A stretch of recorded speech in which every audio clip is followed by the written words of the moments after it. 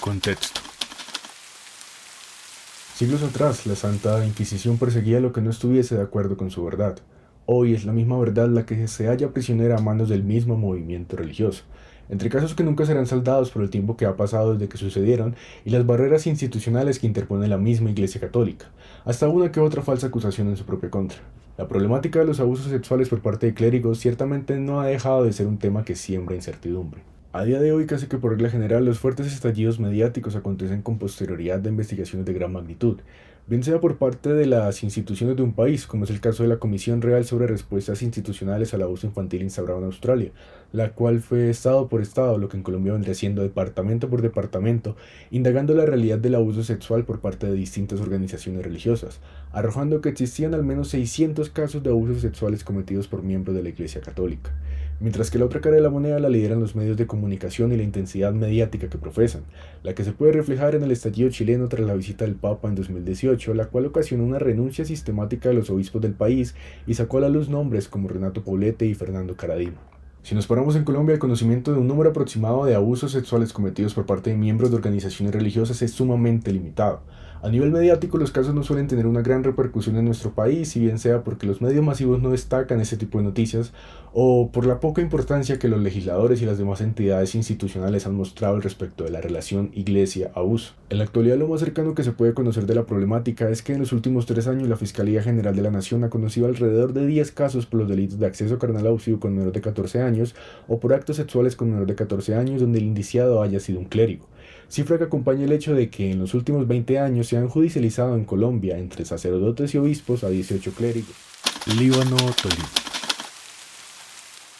Para tener una mejor idea de lo sucedido, visitamos un municipio que fue azotado por esta problemática. A 5 horas de Bogotá por tierra se encuentra el municipio del Líbano, del cual un primer hecho que nos llamó la atención fue que pese a su no tan densa cabecera municipal central, cuenta con una catedral enfrente de su parque principal, algo más de 3 parroquias y por supuesto la diócesis del Líbano Honda, por lo que la presencia institucional de la Iglesia Católica es algo que no se puede cuestionar en lo absoluto. ¿Pero qué pasó? Desde el derecho pudimos conocer la historia de uno de los hermanos de la familia afectada, donde si bien no fue abusado, tuvo igualmente que pasar por un arduo proceso junto a sus padres y hermanos. Buenos días, yo soy uno de los hermanos que abusaron sexualmente en el Líbano Tolima. Nosotros llegamos al Líbano Tolima más que todo buscando colaboraciones, porque somos una familia de desplazados. Y pues la verdad, a mi mamá le habían dicho que un cura de allá del Líbano está dando mercado, colaboraciones y todo eso. Entonces mi mamá fue a donde él y le dijo que si le ayudaba con algo y todo eso. Y lo único que dijo el cura, que le ayudaba, que le trajera a mi hermano mayor 15 días, que él le ayudaba con la alimentación de él, la educación, todo. Y pues mi mamá dijo que sí. Entonces el cura había dicho que apenas pasara los 15 días que le dejara a mi otro hermano, que en ese tiempo mi hermano mayor tenía 8 años y el otro que le había dicho el cura que le dejara tenía 7 años. Y pues la verdad yo que iba con mi mamá allá a la iglesia y todo eso con mis hermanos, yo tenía apenas 5 años. Entonces mi mamá aceptó, dejó a mi hermano mayor allá y pues la verdad nosotros íbamos todos los días a verlo, a ver cómo estaba, todo eso, ya más o menos como a la semana mi hermano ya se sentía como decaído, como enfermo. Y entonces mi mamá le dijo al cura que se quería llevar a él para el hospital, porque se veía enfermo, se veía decaído. Entonces el cura le dijo que no, que simplemente era una gripa, que no lo fuera a llevar al hospital, que él le daba una droga para eso, nada más. Le dijo al cura que bueno, que no lo llevaba al hospital, pero que lo llevaba para la casa porque lo veía muy enfermo. Y entonces que si quería, pues que le dejaba a mi otro hermano. Entonces el cura dijo que bueno, que le dejara al otro niño, pero que él le daba la droga a mi mamá para que le diera al mayor, mejor dicho, a mi hermano.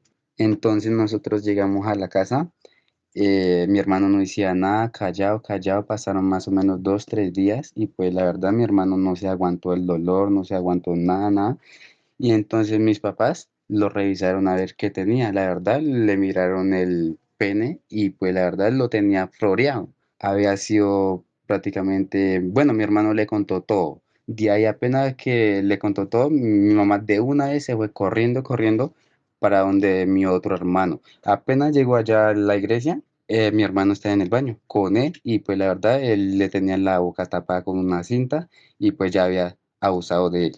Mi mamá sacó de allá rápido a mi hermano y se lo llevó para la casa llorando, preocupada y pues de saber de que mis dos hermanos habían sido abusados sexualmente y todo eso. Ya el otro día, a la primera hora, mi mamá fue y le puso la demanda a él. Y pues la verdad mandaron a llamar a mis dos hermanos, pero uno de ellos, el mayor, él sí quedó en el hospital porque a él le hicieron una cirugía en la punta del pene. Si nos vamos al recuento jurídico, refiere la sentencia de la Corte Suprema de Justicia que a mediados del 2007 un padre de familia acudió a la iglesia San Antonio de Padua buscando ayuda espiritual y económica para sus dos hijos de 7 y 8 años de edad, pues se encontraba en situación de necesidad. Los dos menores de edad fueron recibidos por el párroco de dicha iglesia y aprovechándose de elementos como la fe de los fieles, su credibilidad como sacerdote ante la sociedad y la inmadurez psicológica de los menores, los sometió y accedió carnalmente en las mismas instalaciones de la parroquia, lesionando de gravedad sus partes íntimas y ocasionándoles intensos traumas psicológicos, lo que impactó significativamente a la familia, donde para finales del 2008 el párroco habría sido condenado a 220 meses de prisión. En este punto concluyó el proceso propiamente penal y tras no haberse adelantado el incidente de reparación integral para la tasación económica de los perjuicios, se adelantó con posterioridad un proceso de responsabilidad civil en contra de la diócesis del Líbano, Honda, espacio donde sucedieron discusiones de gran calibre que sentaron un precedente sumamente importante en lo que respecta al resarcimiento para las víctimas y la liberación de la verdad. Una de estas principales discusiones fue si verdaderamente debía responder una diócesis por los actos cometidos por un sacerdote, donde podríamos pensarnos en que propiamente en términos formales no existe un contrato de trabajo entre la iglesia y sus sacerdotes o sus miembros en general. Entonces, ¿por qué sucede el llamamiento de la diócesis a responder? Acá la respuesta es especialmente monetaria. Si nos paramos en la organización interna de la iglesia, nos encontramos con que en términos de patrimonio los sacerdotes no suelen ostentar grandes sumas de dinero en el sentido de que las parroquias remiten distintas cifras a las diócesis, que son los puntos institucionales de la iglesia que envían con posterioridad dinero al Vaticano. Dicho de una manera más directa, un sacerdote esencialmente no cuenta con el patrimonio suficiente para responder por los daños causados, y si nos paramos en la iglesia, son las diócesis las que manejan cifras ya mucho más grandes por las labores internas que realizan. Con eso en mente, podemos volver a la discusión central sobre si verdaderamente los sacerdotes trabajan para la iglesia. En un primer momento, la Corte Suprema estimó que los entes morales responden directamente por los actos culposos y dolosos de sus agentes que causan un daño resarcible a terceros en razón y con ocasión de sus funciones o prevalidos de la posición que ocupan dentro de la organización. Idea contrarrestada por la defensa de la diócesis al mencionar que ciertamente no existe una subordinación real entre los sacerdotes y la diócesis. Por lo que sigue estando en un proceso civil de responsabilidad que tuvo lugar tras un proceso penal, la discusión estuvo centrada en temas laborales, lo que denota un poco la riqueza jurídica detrás de estos casos y al mismo tiempo su complejidad estructural. Para este punto lo interesante es que esta discusión se resuelve en parte dando salvedad a otra discusión sobre si los actos cometidos fueron realizados por el sacerdote valiéndose de su posición social e institucional como sacerdote o si los actos fueron cometidos por la persona que representa al sacerdote. A partir de lo cual la Corte manifestó que estaba demostrado que los actos ilícitos cometidos por el párroco de la iglesia San Antonio de Padua se ejecutaron en las mismas instalaciones de la parroquia en razón y con ocasión de la labor que realizaba el sacerdote y prevalido de su función clerical.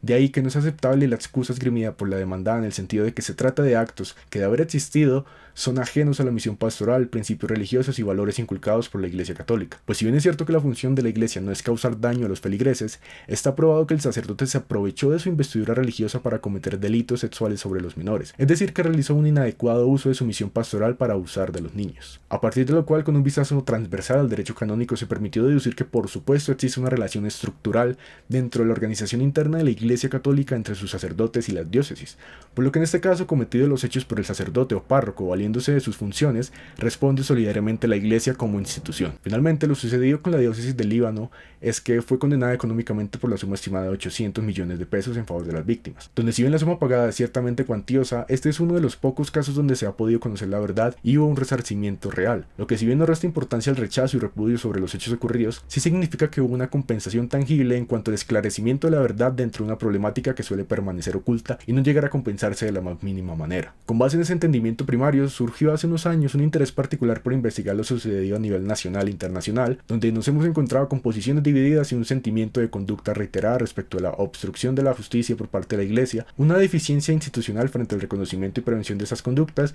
y con un caso tan particular como emblemático donde se enjuició injustificadamente un cardenal. El proyecto Veritas. ¿De dónde surge la idea? Para conocer los inicios del proyecto invitamos a Carlos Beltrán, primer coordinador del proyecto y actualmente abogado graduado de la misma universidad.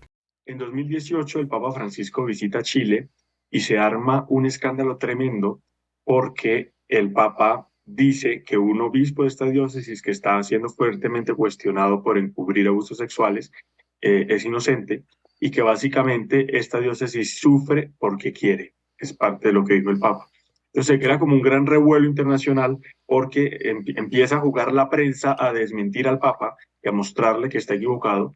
Él pidió que le llevaran una prueba y sale un cardenal de su máxima confianza, que es el cardenal de Boston, Sean O'Malley, que es capuchino, a decirle: yo mismo le llevé la prueba, yo le llevé una carta de una víctima, y fue un momento pues muy, muy embarazoso para el Papa, que se saldó con algo que nunca se había visto hasta el momento, y fue la renuncia colectiva de todos los obispos de Chile, que es como si renunciaran todos los gobernadores de un país, por ejemplo.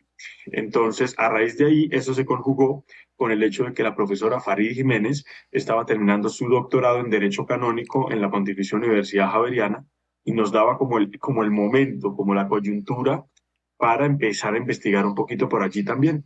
Entonces, de ahí surgió la idea, empezamos a investigar, nos dimos cuenta que había material, que había de dónde, y lo primero que hicimos fue organizar un mapeo de casos.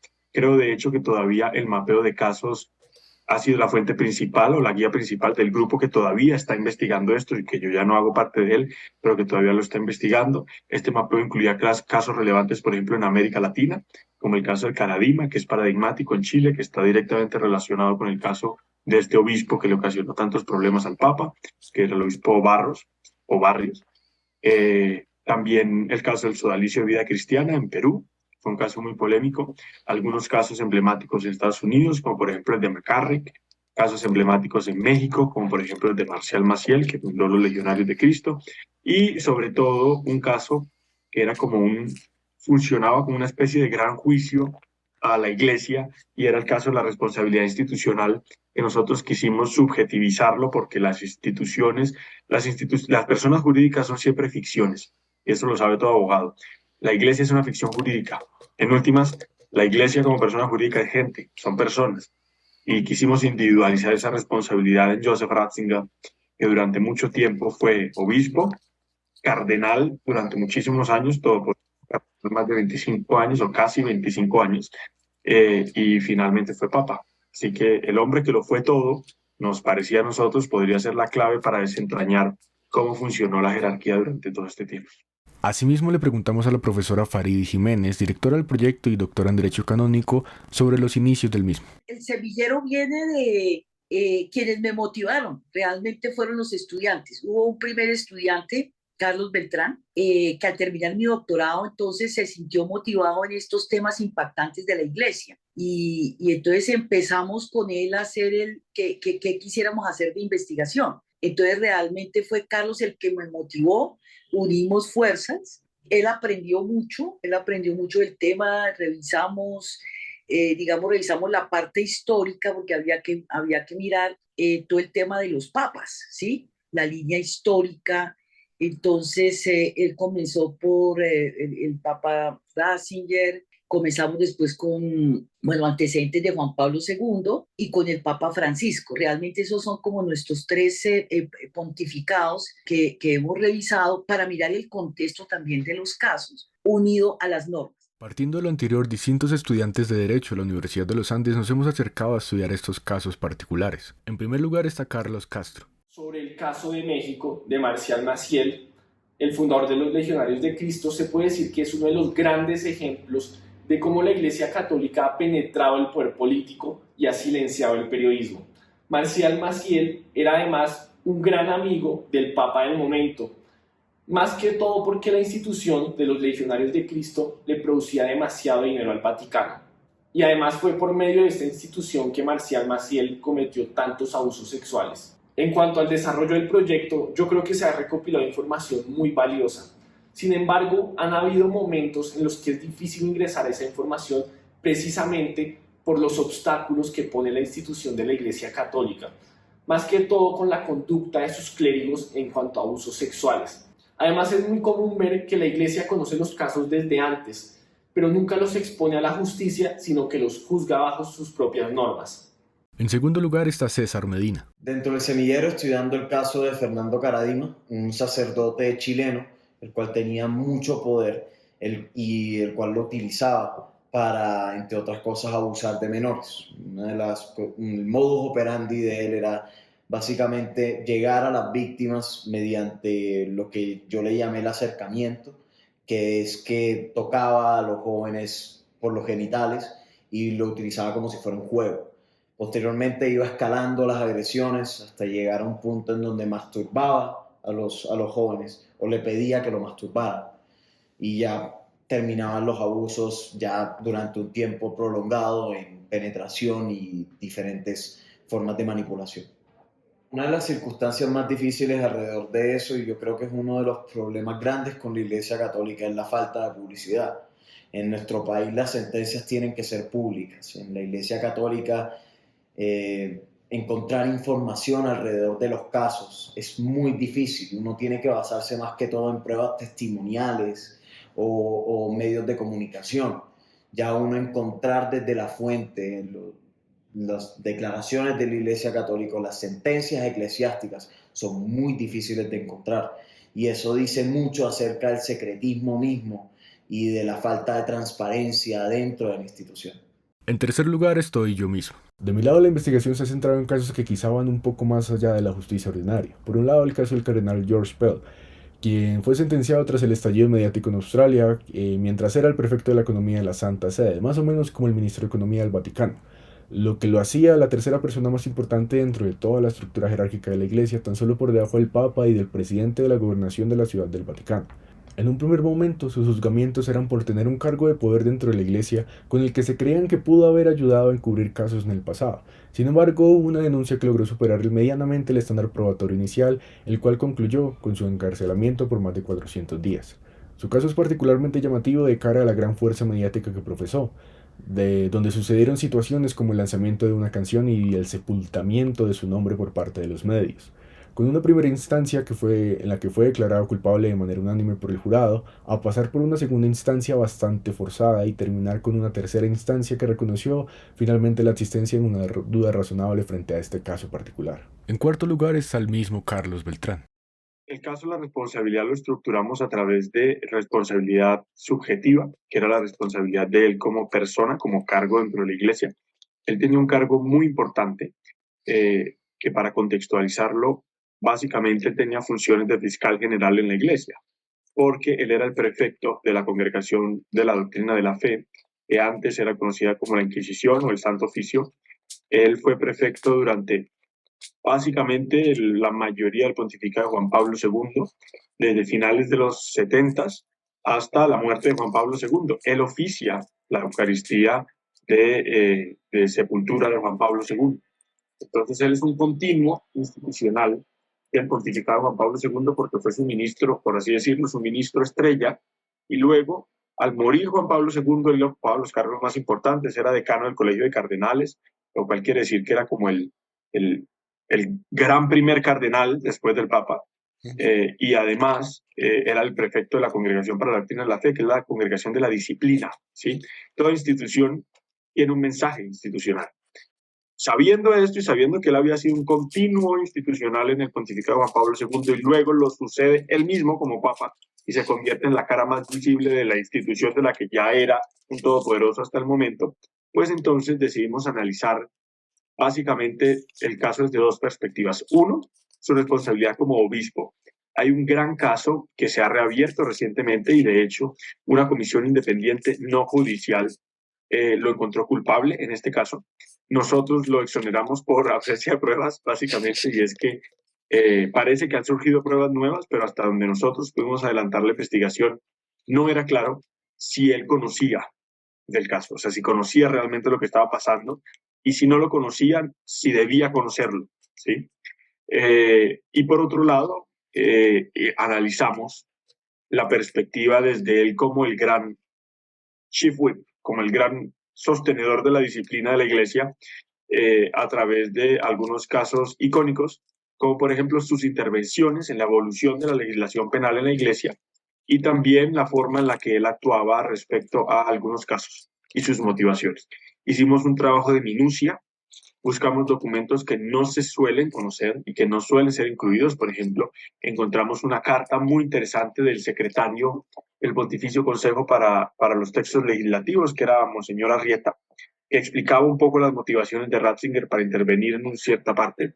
Y también hay que recordar que él, por decirlo coloquialmente, metió la mano en muchas de las innovaciones legislativas que se alcanzaron a dar en la etapa de Juan Pablo II, curiosamente para darse más poder, curiosamente para darse mayor jurisdicción, competencia sobre los casos que estaban ocurriendo, y vimos que en los casos en los que él pudo actuar, cuando pudo o quiso actuar, pues su actuación es muy interesante y contrasta directamente con la actuación de muchos otros de sus propios colegas o la misma actitud de Juan Pablo II. Finalmente, el caso del cardenal Theodore McCarrick en Estados Unidos, el cual es el único en especie al haber sido el primer proceso canónico sancionatorio adelantado con ocasión de los abusos sexuales. Lo particular es que sus conductas estaban orientadas a abusar principalmente de seminaristas, y estas conductas inclusive perduraban tiempo después de que estos eran ordenados sacerdotes. Inicialmente solicitó su retiro como cardenal, pero posteriormente el mismo Papa Francisco le retiró su ordenamiento sacerdotal. Dentro del proceso fue sancionado, en términos muy generales, a una vida de oración y arrepentimiento, lo cual si bien sentó un precedente muy importante de cara a las investigaciones promovidas desde el interior de la Iglesia, de igual manera dejó un sinsabor en las víctimas, debido a que de cierta manera sigue en libertad. Elementos transversales. Al momento de analizar la problemática, en términos generales es posible notar que intervienen una cantidad considerable de elementos. Naturalmente, a pesar de que los estudiamos, no somos una autoridad en dichas materias, por lo que invitamos a algunas personas a dar sus apreciaciones. Por un lado, resaltando que el origen de estos casos suele provenir de procesos penales, el profesor Ricardo Molina, del área penal de la Facultad de Derecho de la Universidad de los Andes, consideró lo siguiente. Frente a este tipo de violencias sexuales contra menores en términos generales, sin hacer especificación de quiénes pueden ser los presuntos autores, nos encontramos con que la persecución penal enfrenta varios problemas.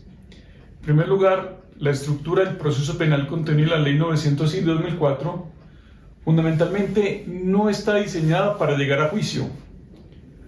Fue un proceso creado específicamente para suscitar de parte de las personas involucradas el acceso a mecanismos de justicia premial, como el allanamiento, los preacuerdos. De hecho, las estadísticas nos muestran que cuando en una actuación ordinaria de Ley 906 se llega a juicio, existe más probabilidad de que haya una absolución que una condena, porque a la Fiscalía le queda muy difícil adelantar las investigaciones en procesos en general, pero sobre todo cuando se trata de violencia sexual y fundamentalmente contra menores. Además hay que tener en cuenta que en la práctica la Fiscalía tiene unas formas de actuación en las cuales la formulación de imputación la hace un fiscal, eventualmente la acusación lo hace otro y de pronto es el que lleva el caso a juicio, con lo cual se presenta una ruptura de la continuidad de una investigación y esto afecta a las labores que pueda llevar a cabo la Fiscalía en juicio.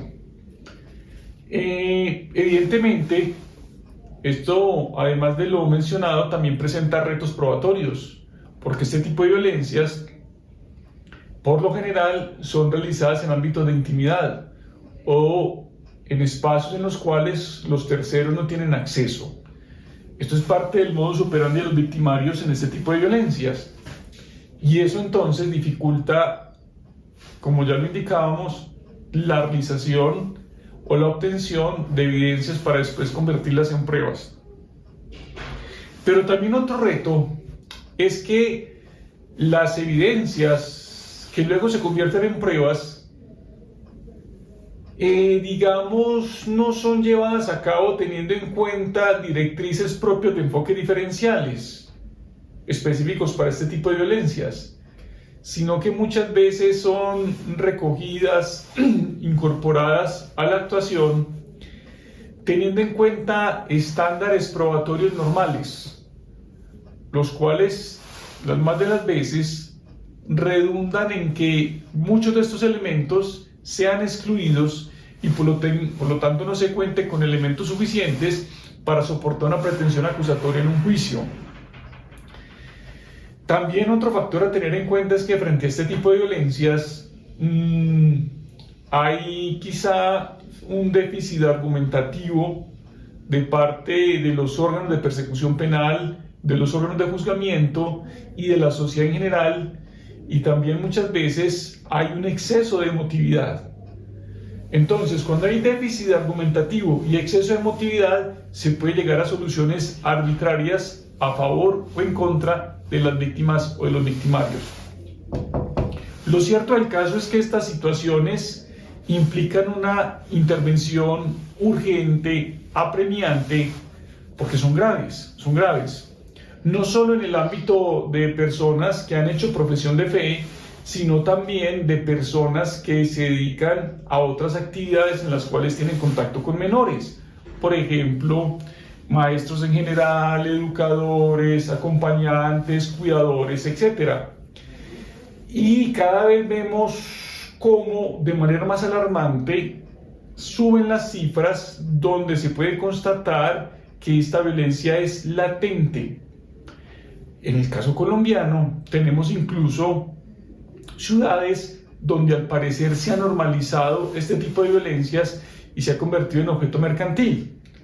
Nada más el día de hoy aparecía el caso en la prensa de una niña de 14 años que ofrecía sus servicios sexuales a un profesor norteamericano que venía con frecuencia a la ciudad de Medellín. Inicialmente, debido a las carencias económicas de esta niña, ella vio como una oportunidad de poder llevar algún sustento a su familia. Y este sujeto terminó vejándola de una manera absolutamente denigrante. Ya el hecho de que una niña menor de edad pues tenga que acudir a esto para buscar un sustento es denigrante. Pero más aún cuando sujetos se valen de estas condiciones de necesidad para humillar, maltratar y violentar de una manera superlativa a estas personas. Entonces, la problemática existe, cada vez aumenta, pero cada vez que se pone el dedo en la llaga para cuestionar los medios, para adelantar persecuciones o acciones efectivas frente a esta, nos encontramos con que o hay un déficit de argumentos o un exceso de reacciones emotivas, con lo cual no se lleva a cabo un enfoque crítico del problema ni se aportan soluciones reales frente a este. Del otro lado, en cuanto a la importancia de los elementos psicológicos, ahondando un poco en el perfil psicológico de los abusadores, intervino Julián Quiñones, psicólogo de la Universidad de Pamplona, sede de Cúcuta.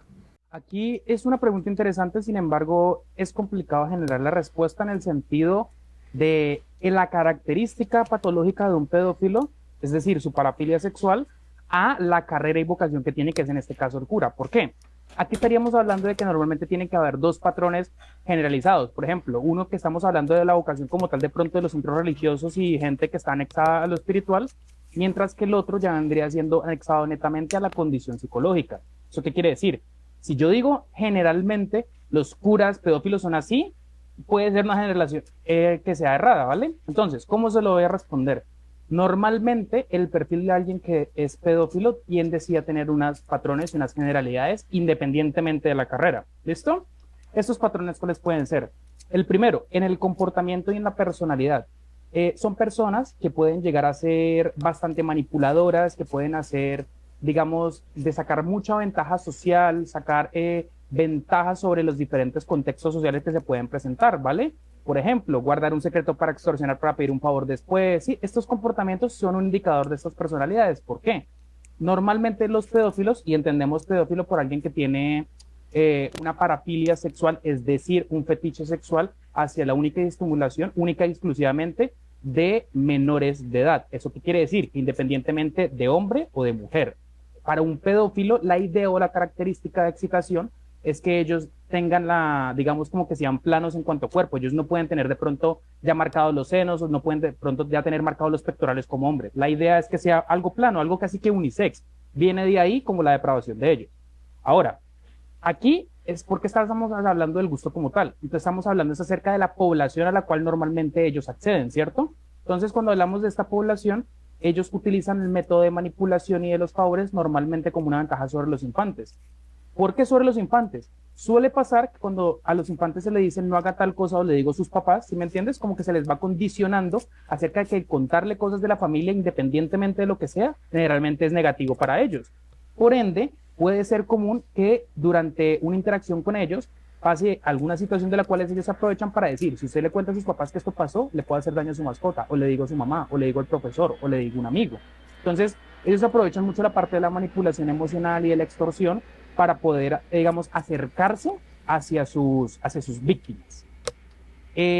Esto como que vendría siendo, digo yo, la característica de personalidad de las más marcadas en cuanto al comportamiento. Entiende ese comportamiento como el conjunto de